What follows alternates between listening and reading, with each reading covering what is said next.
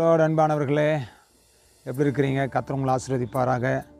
நம்ம எல்லோரும் நிறைய பேர் சிட்டிலேயே வாழ்ந்து சிட்டிலேயே நம்ம சுகபோகமாக இருக்க ஆரம்பிச்சிட்டோம். இந்த மாதிரி கிராமத்துலலாம் ஜனங்களுடைய நிலைமைகளையும் ஜனங்களுடைய காரியங்களையும் இன்னும் நம்ம பார்க்கல. அதனால் ஆண்டவருடைய பிள்ளைகளை நமக்கு நிறைய விஷயம் தெரியல. பாருங்கள், எனக்கு பின்னாடி ஒரு ஆடு ஒன்று இருக்குது பாருங்கள். அந்த ஆடு பார்த்திங்கன்னா பைபிளில் நல்ல ஒரு இடம் பிடிச்சிருக்குது. ஆட்டுக்கு ஆண்டவர் ஒரு பெரிய பாக்கியத்தையும் ஸ்லாக்கியத்தையும் கர்த்தர் கொடுத்துட்டார். பைபிள் ஒரு வசனம் இருக்குது பாருங்கள். யோவான் 10:27 சொல்லுகிறது, என் ஆடுகள் என் சத்தத்திற்கு செவி கொடுக்கிறது, நான் அவைகளை அறிந்திருக்கிறேன், அவைகள் எனக்கு பின் செல்லுகிறது என்று வேதம் சொல்லுகிறது.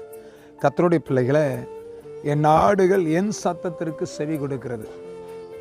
ஆடுகள் ஆண்டுடைய சத்தத்துக்கு செவி கொடுக்குதுங்க. ஆனால் நம்ம கொடுக்குறோமா? நம்ம செவி கொடாத ஆடாக இருக்கிறோம், வணங்கா கழுத்துள்ளவர்களாக இருக்கிறோம்.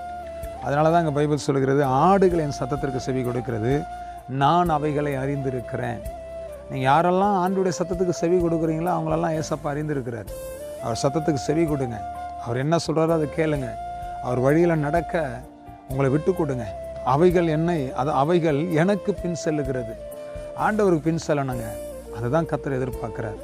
ஆண்டவருக்கு பின் செல்லுங்க, அவர் சத்தத்துக்கு செவி கொடுங்க. ஆண்டவர் பெரிய காரியத்தை கர்த்தர் செய்வார்.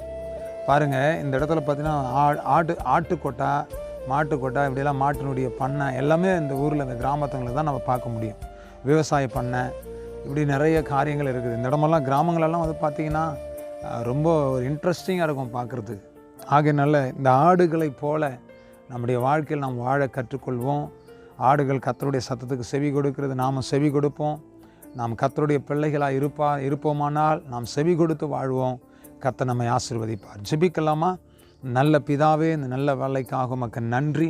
இந்த நல்ல வேலையில் ஆண்டவரே, இந்த கிராமத்தில் ஆண்டவரே இந்த பிள்ளைகளெல்லாம் பார்த்து ஊழியம் செய்ய, ஜெபிக்க, ஆண்டவரே இந்த பிள்ளைகளுக்கு சத்தியத்தின் வழிகளை போதிக்க கர்த்தர் கொடுத்த மேலான கிருபைகளுக்காக நன்றி ஆண்டவரே.